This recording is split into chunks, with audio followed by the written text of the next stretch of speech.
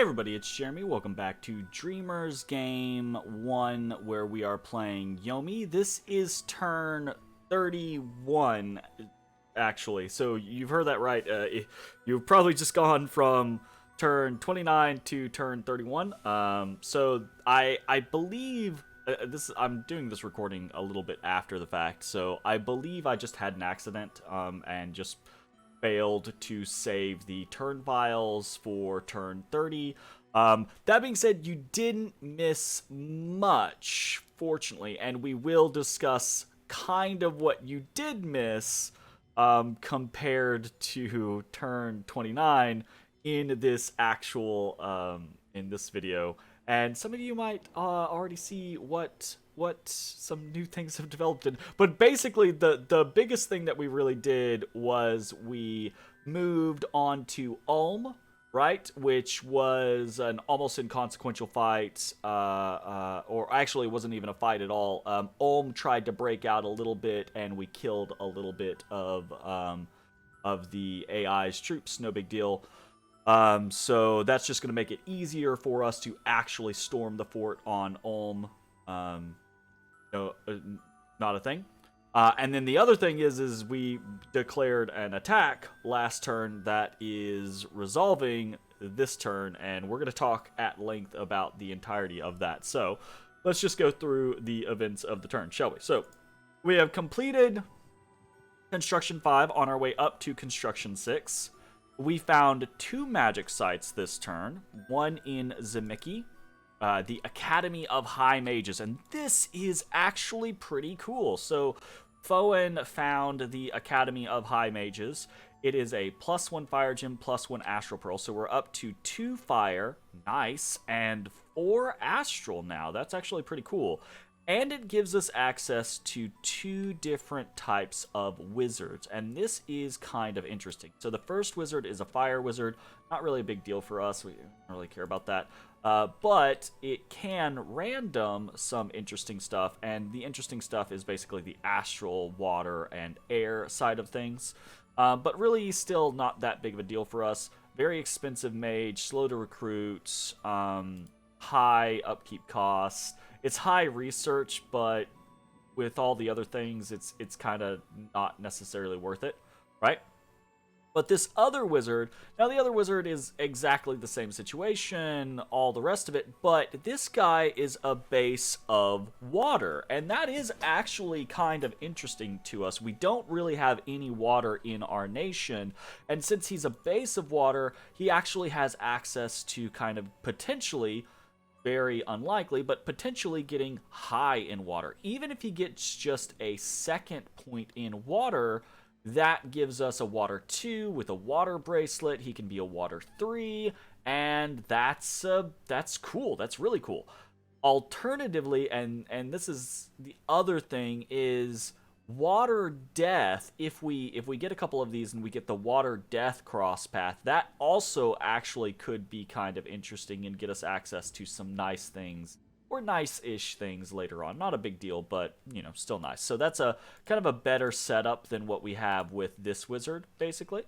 So we're not like, oh my god, about this. We're like, okay, that's cool. We could maybe, when we get some really good events or get some things going, we could throw a wizard or 2 out just to see what we get. That could be neat, right? Especially at the very least, just to get a single, I mean, in theory, a single water mage just to start site searching our stuff, right? Because we're going for construction 6, which I think water bracelets are at construction 6 and they only require a water 1. So even if we didn't get another water random, a water 1 mage could allow us to site search pretty effectively with stuff like Voice of Apsu. So no big deal, right? Cool, sweet, awesome. So that is the first one, and then the second one we find a mineral cave, and mineral cave is just a +1 earth gem. So we got +1 fire, +1 earth, and +1 astral to our gem income this turn. Very cool. And next up, we captured some blood slaves in Ghent, cool, and then we have some battles to watch. And we're we're gonna go ahead and start talking about this, because you can see this is a battle against Hinam. We have attacked Hinam, who we did have a non-aggression pact with, and I failed to mention this in the past. But we actually we ended after negotiating with Ermor and witnessing some of the battles that Agartha had been having against Hinam. I coordinated some efforts to attack Hinam with Ermor's aid. So Agartha taking back their land, Ermor working against the southern portions of Hinam, and me kind of coming up around the river, right? So I ended our non-aggression pact 3 turns ago, and the attacks got declared last turn, which is the missing turn. So that's the only other thing that's really missing that you're not seeing is the attacks that we declared, or attack that we declared. So let's watch that now. And this is just a little raiding party. So we've been putting these together kind of on the sly. These little forces of Bakemono Sho with Yaris, led by a Bakemono Sho chief, right? And they are decent at taking out, not great, they tend to take a lot of attrition, but they are decent at taking out little amounts of PD, especially PD that is not including a caster. Like some air casters or death caster PDs can be really a pain in the ass for them to deal with. But because there's so many, they're so packed into one square, they have a decent damage, repelling attack, they can actually kill some things pretty quickly. So as you can see, right? Very nice. All right. And so we lost one of our Bakemono Shos in that. So not horrible attrition, but obviously the more they come up against, the worse that's going to get each time over and over and over again. But that is a victory against Hinam. Boom. Mark that down real quick. And then we'll take a look at some of the other battles that we witnessed this turn. So we managed to pick up a battle of Arcocephale against Helheim. So Arco actually has a Banelord out here, Thug Life, with some just basic gear, right? Cool basic stuff, giving it some decent protection and a chill aura, etc. Is up against just PD from Helheim, but Helheim has a pretty nice bless, right? Blood Surge, Defense skill +4, magic weapons, reinvigoration. So it is possible that this guy beats this Banelord on its own. Unlikely, I would think, but possible. Especially if any of these guys can actually do any damage.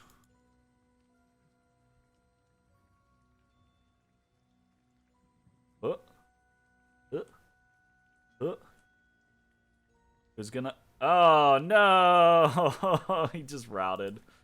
Unfortunato.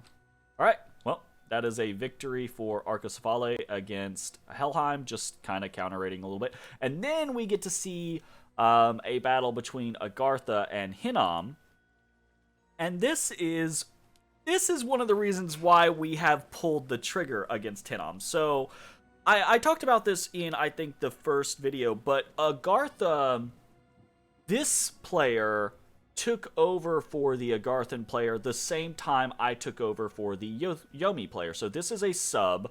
The Agarthan player subbed out because Hinam had attacked them. I think Hinam had attacked them. Actually, I think they had gone to war against Lanka with someone else, and then Lanka had repelled them. And then in that repelling... Hinam had attacked Agartha, so the original Agartha player was like, okay, well, I'm dead, I'm out, right? But the decision was made that there was enough Agarthan forces to maybe try to find a sub, and I can't remember who subbed in, but they were gracious enough to do so, and they put together this kill squad that's running around, being a thorn in Hinam's side, and... After seeing, we saw the smaller version of this earlier on, a couple turns ago, near Hinam's capital, and after seeing that, I was like, oh, okay, well, Agartha's potentially messing with Hinam, and I need to redirect Ermor's fervor, right? Because in negotiations, it had kind of felt like Ermor was itching to get into a war with somebody, right? And since I didn't want it to be me, I was like, okay, let's have it be Hinam. So that was kind of the impetus. This and or the army of Agartha and the desire to redirect Ermor caused me to declare war on Hinam. So this is a scary little goon squad here. This is a lot of great olms. Like this is a shit ton of great olms, man. This is scary. I would not want to deal with this. And even like these cave grubs, kind of scary. These cavern guard are pretty good. Fair amount of earth elementals here. This is a quite a decently strong army for this point in the game. So yeah, good stuff. Excited to see what Agartha can do with it. And they have taken over. We'll go ahead and go to the province. They have taken over this throne province.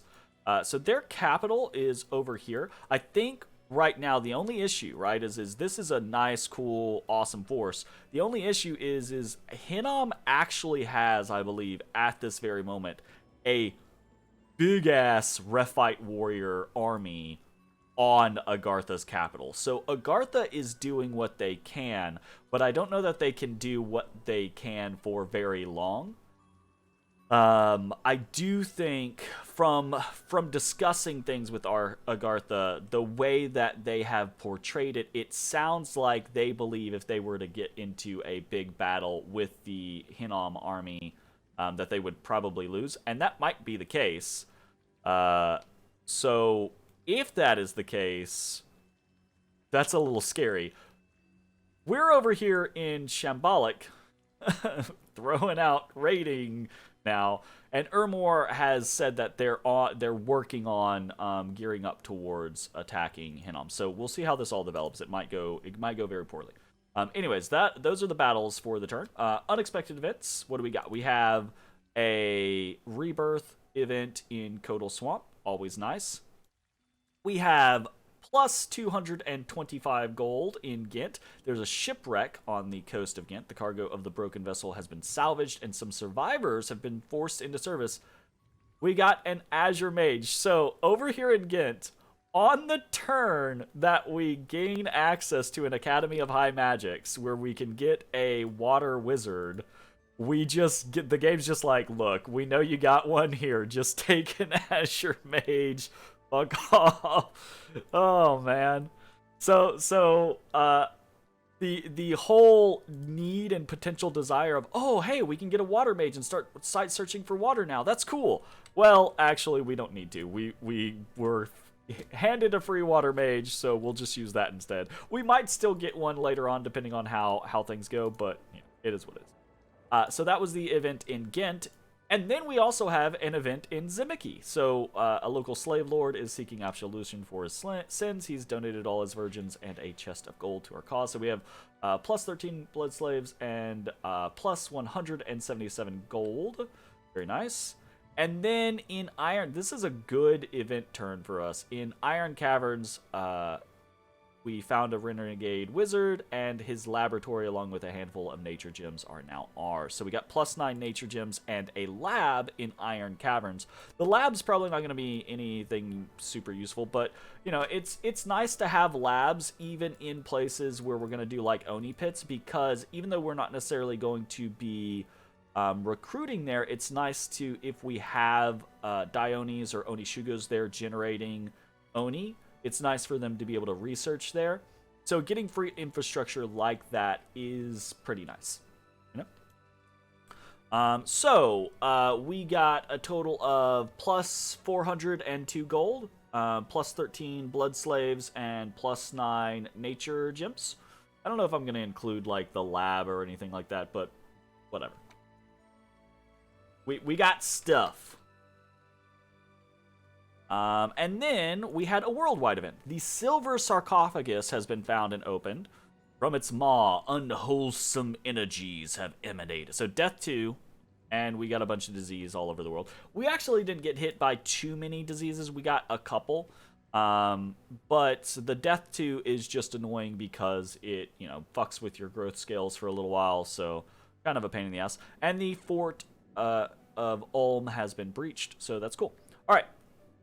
What are we doing this turn? We're going to work in two kind of sections. Now that we are at war with Hinam, we'll work in kind of like the southern heartlands, the Ulmish territories, and then the Hinam war, right?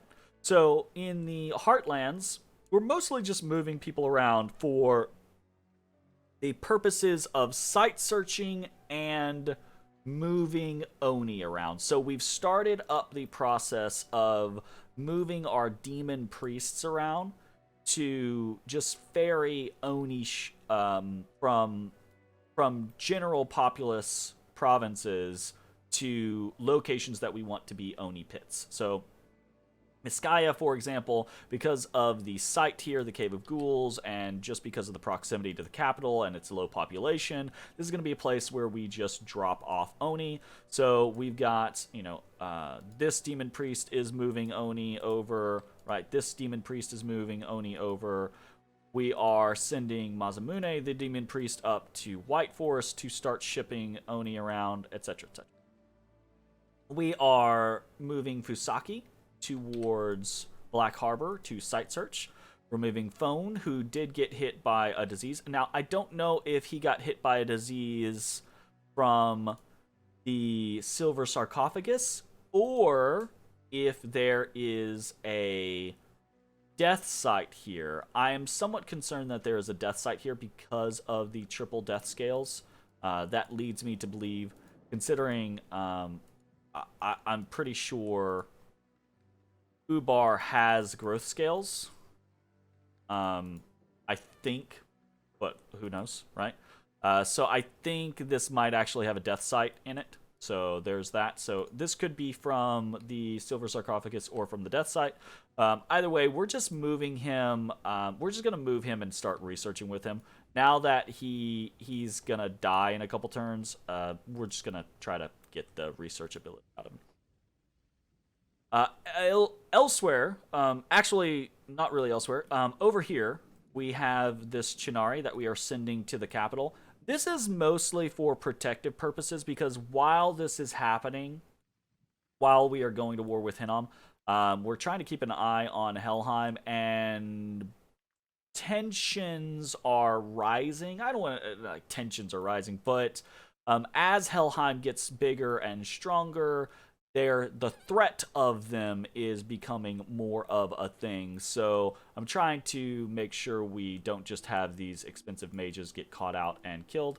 Plus, we have some potential options for doing stuff at our capital. So we're sending the Chunari over there to do that. This happened last turn, but we are recruiting more Naminaris in Grey Mountains and in Golem Range. We're recruiting more Onishugos in the Below, recruiting more Naminaris in Black Harbor, and we're back to recruiting Dai-Onis in Yomi. There's that. Site searching with our new Azure Mage. Site searching with our Shaman. And I think that's mostly site searching with Mikio. Just site searching really wherever we can, hoping to kick up our gym income. We actually have not good, but we have now hit over 20 gym income, which is, I think, still pretty bad considering this is early age. Anyways, moving up to the Ulmish front. So we have broken the fortifications here. We're going to send in Akasada first and foremost before we do anything else. Just to... Akasada may be able to take this on his own. If he can, great. If he can't, he should soften things up and give us a good understanding of what it is we are going to be dealing with. In the meantime, Tokimochi is heading to Tapanere, which is the single path we have into Hinami's land. So we're going to start hitting that and start poking around in there.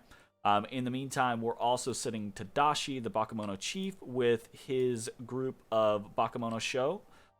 He's heading into Black Peaks with the intention of popping into the eastern lands of Hinam and just going to be raiding around, which is exactly what this Bakemono chief is doing, right? We're going to do the old attack, sneak, attack, sneak, attack, sneak, and just raid Hinam lands with these 2 or 3. We're potentially working on another group to send in. So 2 or 3 of these little raiding parties, I think, can make a good amount of damage for the Hinam economy, along with sending in things like our Dionis, etc. But we don't have Construction 6 yet, so we don't have... This is ambitious. We talked earlier when we made the decision that we were going to go for Construction 6, we did that whole thing where we were like, hey, this is going to be okay if we have peace for the next few turns, but if we get attacked by anyone, this might go really, really bad for us, because going up to Construction 6 doesn't give us a lot of power, right? Along the way. It gets us power once we get there, but it doesn't give us power along the way. So the hope here is that we're not going to be the main focus, right? Agartha is a big problem still. Ermor is supposed to be jumping into the south and probably taking the Hinami's capital, right? We're just taking these little lands around here in theory, right? So if that is the case, then my hope is that we don't have to do too terribly much. We're just being a minor nuisance and raiding down some of Hinam's economy. Fingers crossed. So, hopefully that all works out for us. That's what's happening over in Ulm. We're also continuing to recruit more shamans. They still have better research efficiency than almost anything else that we have, and astral nature is something that we don't have in abundance elsewhere. Lizard shamans are just almost always really good units, primarily because they are an indie that gets you into astral, but also because they're sacred, and that just means that their upkeep cost is lower than a lot of other indie mages that you might pick up. So, good shit. Alright, so that is what's happening in Ulm, and then over in the Hinam territory, we don't really have a whole lot going on here. We have a lot of scouts just in the area trying to keep eyes on things, but no attacks this turn coming out at Hinam. We're just going to see how they react to our attack. Obviously, they knew that this was coming somewhat... Ooh. Yes, they knew that this was coming. I'm sitting here trying to recall events, because I remember a conversation with Ermor where I wasn't sure whether or not I had a nap with Hinam, but I definitely did. So they're aware that we ended the nap several turns ago. They're aware of what's going on. So is what it is. If I'm remembering correctly. God, this is why I try to do recordings when they happen. But the entirety of like November, December, January was just impossible for me to record live, unfortunately. But hopefully we'll be able to get back in the habit of. Anyways, that's basically all the movement stuff, and we don't have a lot else going on. Unfortunately, the only ritual or forging that we're doing is another Owl Quill. So Owl Quill up there at 24. And other than that, right? So I've been thinking about this for a little while. I've been thinking about, like, I would really like to do some other stuff, right? Like I would really, really like to get up into Conjuration in order to do things like Shikome, right? Like, we have a fair amount of death income. We could be producing Shikome every single turn without a loss. That would be really nice for us. And we might end up making... I don't want to, right? I want to go to Construction 6 because I think that is going to be the best thing for our long-term success. Because that, I think, is how we actually get our research speed fixed, corrected, is by getting up to lightless lanterns. But if we have to switch gears, we can make it up to Conjuration 3 or 4 relatively quickly. It would not take us very many turns. I think it would take 4 or 5 turns, actually. So at this point, it would take about as many turns to get to that point as it would to get to Construction 6. So I'm hoping that we're going to be fine, and this very greedy play is not going to get us screwed over. So, fingers crossed. Basically, what we're looking at next turn is we're hoping to see movement from Ermor. We're hoping to see continued success from Agartha. We're hoping to have taken Ulm. And then we're gonna continue to raid down the eastern portion of Hinam, and hopefully be golden to continue our research into Construction 6 and start our Construction 6 empire. Because I think after we hit Construction 6, right, we'll be able to jump into a bunch of really good research objectives for us, right? Conjuration 4, Alteration 4, or Alteration 5, Enchantment 5, Thaumaturgy 4, basically. We could even go up Blood Magic, try to start moving up Blood Magic to make use of Fuyakane, right? We can give Fuyakane some boosters and try to get into things like vampires or that type of shit, right? So we've got some options. It's just a matter of, are we going to survive long enough to make use of those options, slash, is the game, and I'm really looking at Helheim here, is the game going to last long enough for us to get our feet underneath us and really become a potential threat, as it were. So yeah, we'll see how it goes. Anyways, that's going to be it for the turn. Thanks for watching. We'll see you next time. Bye-bye, everybody.